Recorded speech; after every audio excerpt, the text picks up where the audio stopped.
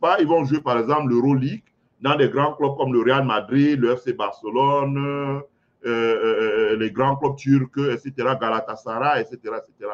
Donc, ça permet de développer le basketball dans le monde. Voilà comment ils raisonnent essentiellement. Voilà comment ils raisonnent. Donc, quand ils ont fini de faire ça, donc, Joel Embiid, maintenant, la question qui se pose, c'est pourquoi Joel Embiid a d'abord joué pour la France et non pas pour le... était d'abord sélectionné, était d'abord attiré, a d'abord été attiré par la France et non pas par les États-Unis. Je pense qu'il faut regarder les dates. Hein. Joel Embiid est approché par la France alors que les Jeux Olympiques ont lieu en 2024. Il est approché par la France en 2021 et le deal intervient en 2021, je crois. C'est ce que les Français eux-mêmes disent. Le deal est intervenu en 2021. Ils lui ont donné la nationalité française et ils étaient d'accord avec lui pour jouer en NBA. Mais ceux qui regardent quand même la carrière de Joel Embiid, entre 2021, donc il avait connu beaucoup de blessures. Vous pouvez regarder l'interview d'un de ses camarades là qui a même dit que l'entraîneur voyait un autre joueur, un Nigérian, être le pilier de Philadelphie, des Sixers de Philadelphie et non pas Joel Embiid. Donc, il avait des blessures. Donc, une fois qu'il a réglé ses blessures et qu'il a commencé à jouer, la carrière de Joel Embiid a connu un grand décollage en 2022, en 2021, d'abord quand il a réglé les problèmes de blessures, 2022 et surtout 2023 où il devient MVP.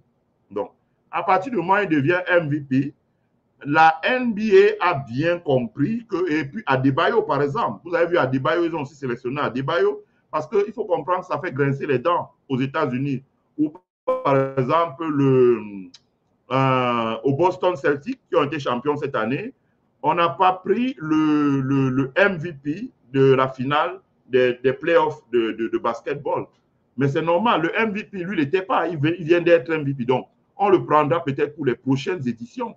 Mais Embiid était déjà dans les cahiers de la NBA à partir de 2023, comme ça, début 2023. Donc, c'est à ce titre qu'il invite. Parce que au moment où la France l'appelle, bon, c'est un joueur qui joue, qui fait de bonnes prestations, qui est régulier, mais qui n'est pas encore, comme on dit, sur le toit de la NBA. La même chose pour Adebayo. Adebayo n'est pas encore sur le toit de la NBA, mais c'est la prestation de Adebayo le Nigérian. Adebayo, c'est un Nigérian. Lors des playoffs, qui va vraiment révéler le gars qui est fort, qui porte les Miami Heat avec Butler. Et Adebayo, par exemple, avec le président des Miami Heat, c'est quand même Pat Riley. On connaît qui est Pat Riley aux États-Unis dans le monde du basket. C'est l'un des membres du conseil d'administration de la NBA. Donc, la NBA va naturellement prendre des décisions. Les Jeux Olympiques se jouent en France. Il y a beaucoup d'Africains en France. Il y a beaucoup d'Africains en Europe. Et la France est proche de l'Afrique. Et il y a des connexions, etc., etc.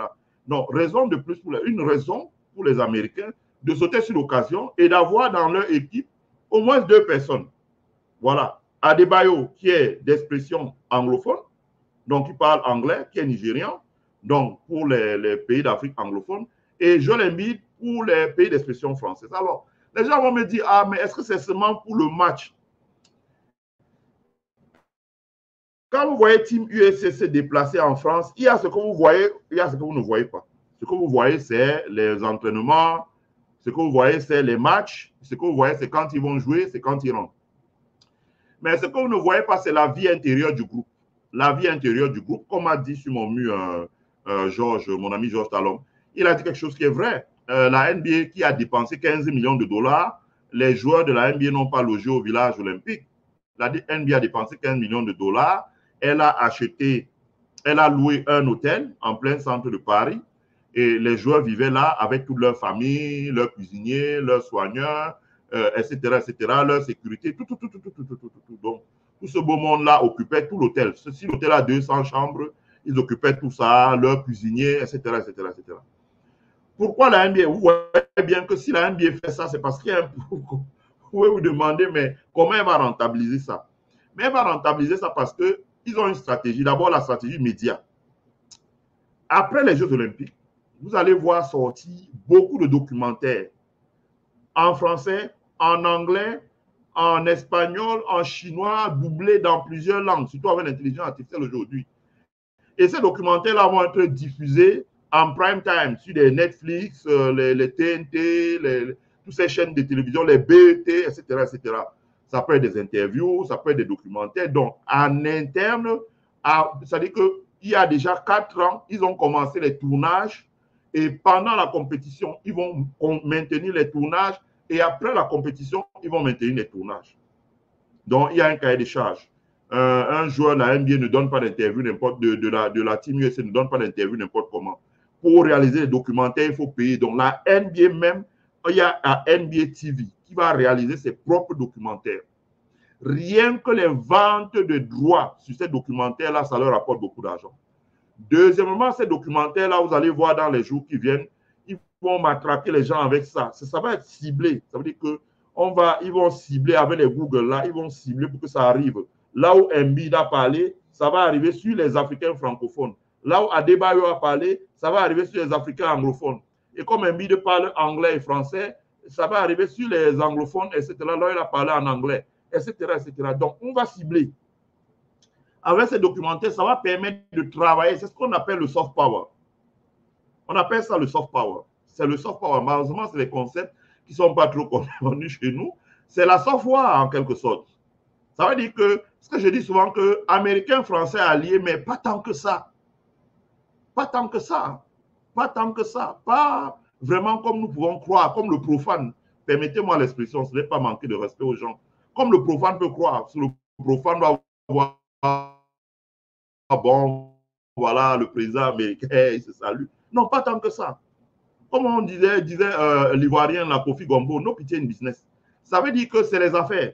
Vous allez voir sortir bientôt des films comme ça qui vont retracer avec des interviews de NBA, des documentaires, des trucs un peu plus profonds, quand il a été sifflé, comment il a réagi, sa narrative, la narrative de ses agents, la narrative de son équipe. Vous allez voir, ils vont construire tout un truc autour avec des documentaires. Ça va sortir près d'une centaine de documentaires qu'ils vont vendre. Ils vont d'abord vendre dans les télévisions, après ils vont vendre dans les réseaux privés comme ils vendent d'abord dans les réseaux privés comme les Netflix, les Amazon TV, etc.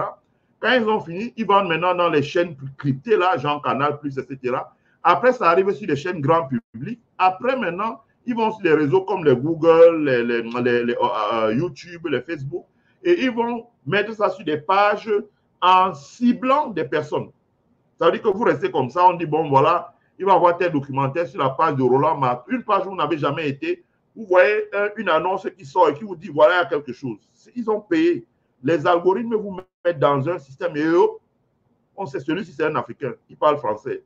Parce que quand il écrit sur sa page, il écrit en français. Celui-là, c'est un Africain, mais il parle anglais. Quand il écrit en anglais. Et ils vont commencer à travailler la jeunesse avec ça. Travailler la jeunesse avec ça. Travailler la jeunesse avec ça. L'intérêt, ils ont des bases de données, des mégabases de données avec des statisticiens qui travaillent, seront capables de leur dire quel est l'intérêt, quelle est la population que ça a touché pour susciter l'intérêt au basket. Et c'est à partir de ces données-là qu'ils vont concevoir un plan pour développer le basket en Afrique en termes de rassemblement dans les camps, pour que les enfants jouent, pour intégrer davantage la NBA parce que ça va vite à NBA. Il y a des joueurs qui ont des carrières exceptionnelles comme LeBron James, qui ont fait 15 ans à NBA, mais ça, c'est très exceptionnel. Généralement, les carrières, ça dure 10 ans après c'est terminé. Donc, il faut remplacer les joueurs rapidement. Donc, ils vont commencer à travailler parce que quand on voyait les LeBron, par exemple, c'est fini. C'est sur le déclin. Il est en train de partir, là. C'était des derniers Jeux Olympiques. Dans 1 ou 2 ans, le basketball sera fini. Donc, il faut continuer à sortir les stars parce que le public est exigeant. Le public veut voir la qualité. Donc, ils vont commencer à travailler et sortir dans des stars sur le continent africain qui pourront venir jouer et remplacer les joueurs Embiid. Parce que dans leur tête, OK, on a joué Embiid, il faut le remplacer. Embiid, je peux me tromper, mais joue à peu près la même position que, ou bien Adebayo joue la même position que Hakeem Olajuwon. Mais Olajuwon, il y a quelques années, c'était la star NBA. Bon, vous voyez bien qu'on a remplacé Olajuwon par plusieurs Nigérians. Vous avez Adebayo, vous avez, comment il s'appelle, notre ami, Patanas, son frère, Antetokounmpo, voilà, Gianni Antetokounmpo, etc., etc. Donc, ils sont remplacés par des gens qui arrivent. Donc, on draft, il y a des gens qui arrivent. Vous avez Tony Parker, vous voyez aujourd'hui qui est français, vous voyez aujourd'hui qu'il y a Wembanyama Nyama qui arrive et qui prend sa place, etc., etc. Donc, ils vont utiliser cette stratégie pour déjà sortir les personnes. Donc, dans ce contexte, vous vous doutez bien qui est à la base de la décision de Joel Embiid de changer d'avis.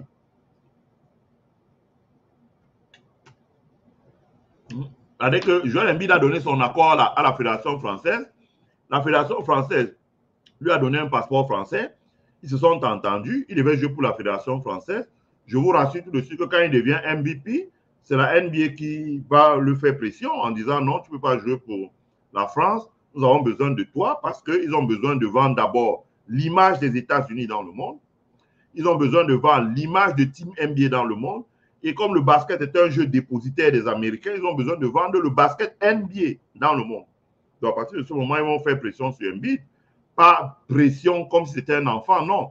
Mais en lui disant, voilà, nous apprécierons que, et s'il avait déjà signé avec la France, la NBA va dire, non, nous sommes une grande organisation, tu vas nous laisser ça, nous allons négocier. Parce que là, lui dit, j'ai reçu un appel du président Macron, mais je pense que ce qu'il ne dira jamais, c'est que la NBA s'est certainement rendue en France pour rencontrer le président Macron, pour lui dire, bon voilà, monsieur le président, on remercie, vous savez qu'on est des amis, l'Amérique et la France, on est des amis, on a des intérêts communs, mais il faut que Embiid joue pour nous, on comprend votre déception, on comprend que ça peut vous décevoir, mais nous sommes des frères.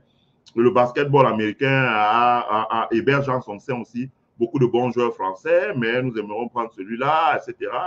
Et nous espérons collaborer pour le futur, pour que le basketball se développe en France et se développe aussi les États-Unis, que ce soit un partenariat gagnant-gagnant. Bref, ils vont lui tenir un langage diplomatique. Et Macron n'a pas trop le choix. Il va dire oui, bon, Embiid va s'en aller jouer avec Team USA. Donc, ça permet aux Africains de comprendre que le futur de l'économie, là, demain, c'est en Afrique. Tout le monde a compris ça, sauf les dirigeants africains. Voilà, ils n'ont pas compris ça. J'ai regardé avec beaucoup de regrets le préfet de la MIFI, Christophe Offier, je crois qu'il doit être l'enfant de son père, qui je ne sais pas comment il a fait pour entrer à l'ENAM, qui dit que oui, ils sont heureux d'accueillir la diaspora utile. Qu'est-ce que ça veut dire la diaspora utile? Qui est utile et qui est inutile dans la diaspora?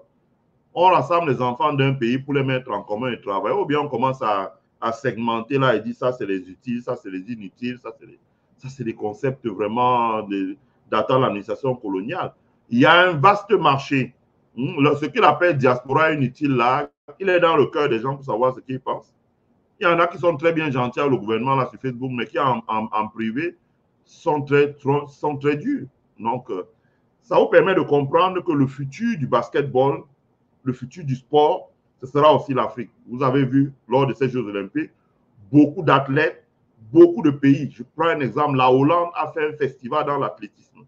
Là, le festival que la Hollande a fait, elle le doit essentiellement aux athlètes africains, venus d'Afrique du Nord, venus d'Afrique francophone, anglophone, venus de la corne de l'Afrique, hein, des Éthiopiens, des Tanzaniens, etc., qui ont changé de nationalité pour aller compétir pour la Hollande. Très nombreux. Moi, j'ai compté, là, ils ont rapporté des dizaines de médailles à la Hollande, par exemple. Vous avez vu des pays comme le Qatar qui ont gagné des médailles. Ce n'est pas les Qataris qui ont compétit, c'est les gens qui sont venus d'Afrique de l'Est, qui sont allés compétir, qui ont changé de nationalité pour le Qatar. Donc, vous comprenez, il va y avoir un enjeu parce que la population africaine, aux États-Unis, le sport est dominé par les Noirs, hein, ça, dépendant des sports. Mais bon, les sports de compétition, la boxe, le basket, le hand, le volley, etc., l'athlétisme, etc., est dominé par les Noirs.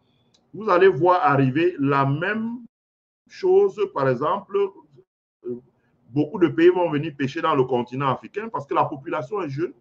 Il y a 1,2 milliard personnes. Dans 1,2 milliard personnes, quand vous avez les moyens de détecter, d'entraîner, de soigner, etc., de la nutrition, etc., vous pouvez sortir beaucoup de champions, d'exception. Et c'est ce qui va se passer sur le continent africain dans les années qui viennent. Donc, la sélection de Embiid avec Team USA, ce n'est que le début, ce n'est que le commencement. Ça va arriver dans beaucoup de pays. Ça va arriver dans beaucoup de pays. Vous avez également vu ça dans le football. De ma génération, ceux qui ont regardé l'équipe d'Allemagne jouer, c'était tous des blancs aux yeux, c'était tous des blonds aux yeux bleus. Quand on regarde l'Allemagne jouer, c'était jusqu'en 90 par exemple, l'Allemagne c'était les voleurs, c'était les Klinsmann, c'était les Augenthaler, c'était avant eux les Beckenbauer entraîneurs, etc. Mais quand vous avez regardé l'Allemagne là, à l'euro, vous avez vu que ça a changé complètement. Vous avez les Rudiger, qui n'est pas né en Allemagne, qui est sierra-léonais. Vous commencez à avoir des gens qui sont d'autres couleurs que la couleur blanc aux yeux bleus.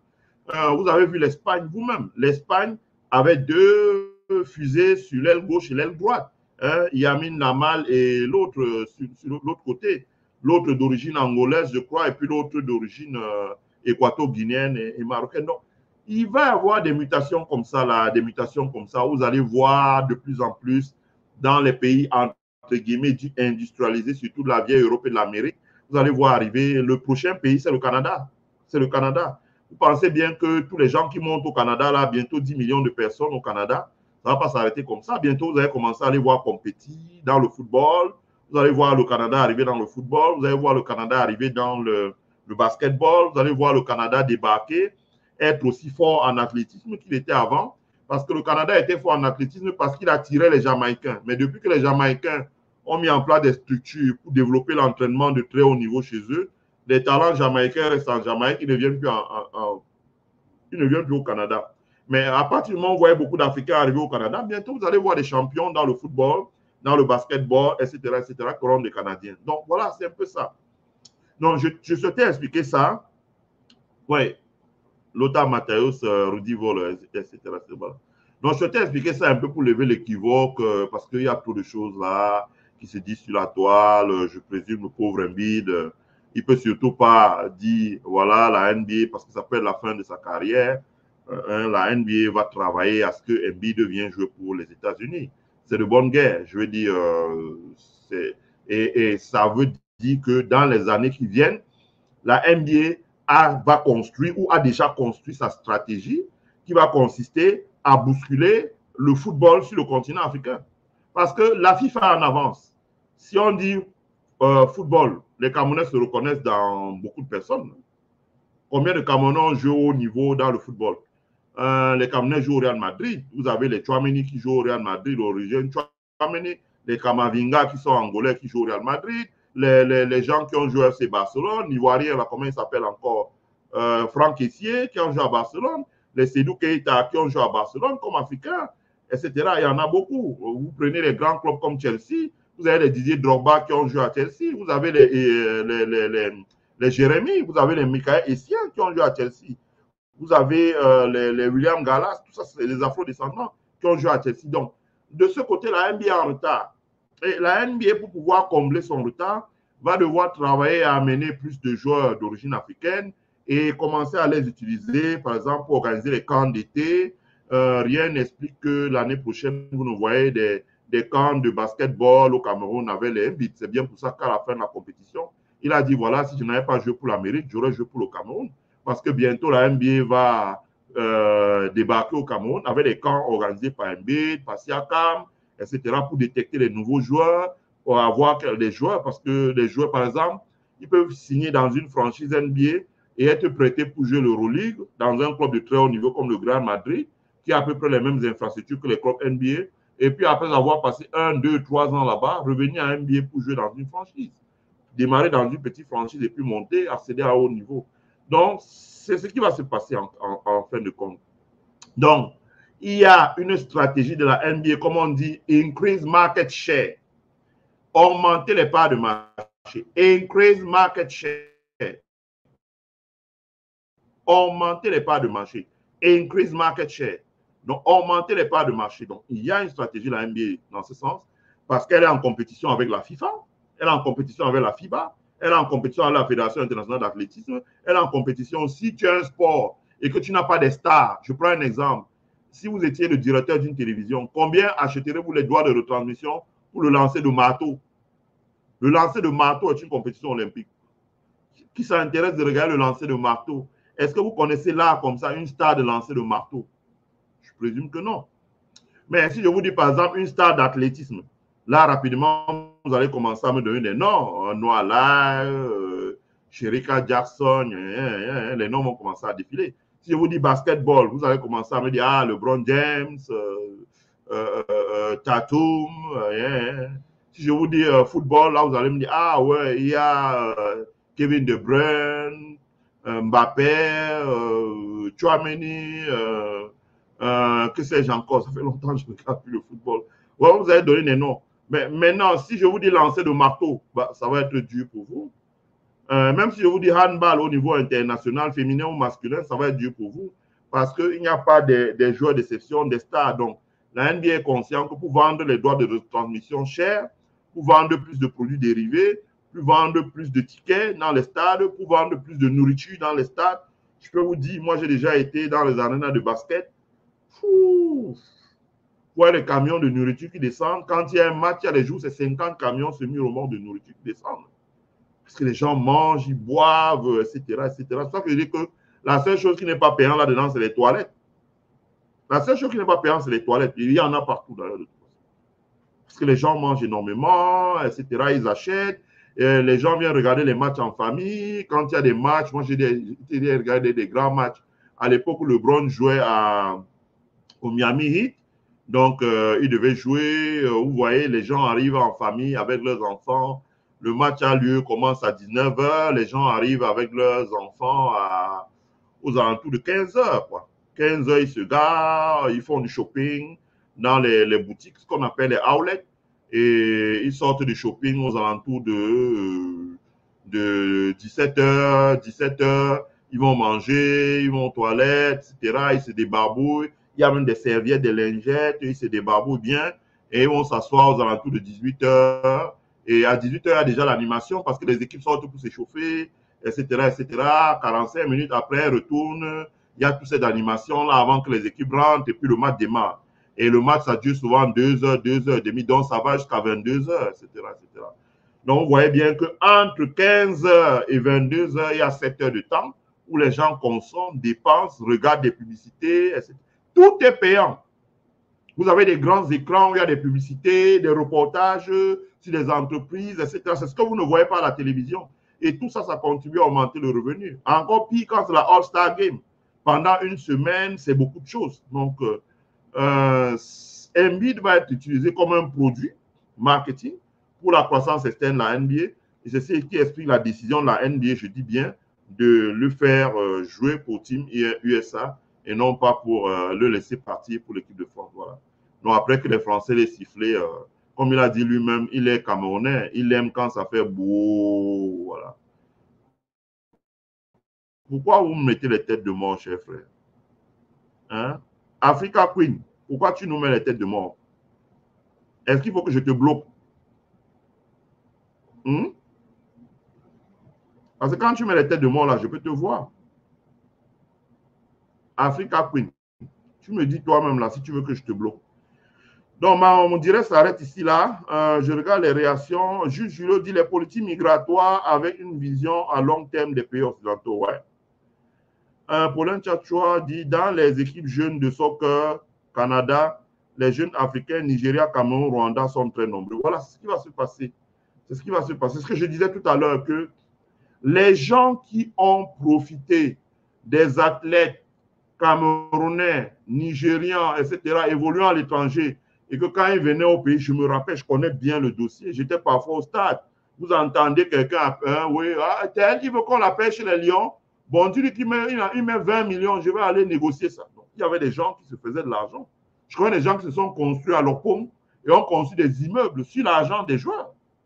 C'est que, bon, il dit, bon, 20 millions pour qu'on t'appelle, et puis quand tu arrives ici, là, les primes, c'est pour nous. Je pense que ces gens vont bientôt déchanter parce que le football devenant une discipline et les enjeux de soft power au niveau international, le sport devenant un enjeu de soft power au niveau international, il risque de bientôt déchanter parce que dans beaucoup de pays, les enfants d'abord qui naissent à l'étranger ne vont plus venir jouer. Ils vont être sélectionnés dans les pays d'origine. Deuxièmement, vous avez des pays émergents comme le Qatar, etc., etc., qui vont commencer à distribuer des nationalités à des gens pour qu'ils viennent jouer dans leur pays. Et si nos fédérations ne font rien pour se moderniser afin d'attirer les talents, ils risquent d'avoir les talents, vraiment les rebuts, quoi. C'est-à-dire que ceux qui n'ont pas trouvé place ailleurs, et dans nos pays, comme il n'y a plus de championnats, ça risque d'être l'hécatombe. Si je mens, vous pouvez me dire, le Cameroun n'a plus participé, le Cameroun n'a plus fait n'a plus fait un deuxième tour de la Coupe du Monde depuis 1990. Ça fait 34 ans. Au jour d'aujourd'hui, là, ça fait 34 ans. le Cameroun a pu faire un deuxième tour de la Coupe du Monde. Parce qu'on n'arrive plus à rassembler des équipes de qualité et parce qu'on n'a pas un management qui suit. Et il faut faire attention. Donc, je m'arrête ici, là. Je vous remercie d'avoir suivi ma présentation. Je vous donne rendez-vous dans la semaine. On va essayer de faire un direct sur la sortie du président du Burkina Faso concernant les populations Bamileke et Bassa qui ont subi un génocide. Donc, on va essayer d'en parler et donc, on verra. Voilà. Exact. Donc, je vous remercie. Je vous souhaite de passer une bonne semaine à tous. Je vous remercie. Vous étiez très nombreux, comme toujours, à regarder. Abonnez-vous et n'oubliez pas, pour ceux qui peuvent, de joindre notre membership parce que la priorité des présentations, certaines présentations sur le wealth management, nous allons d'abord les mettre sur le membership pendant 3 mois et c'est après 3 mois sur le membership qu'elles seront publiques. Donc, ceux qui seront sur le membership vont beaucoup profiter. Voilà, il y aura beaucoup de choses à voir. Merci beaucoup et passez une bonne semaine. Ciao.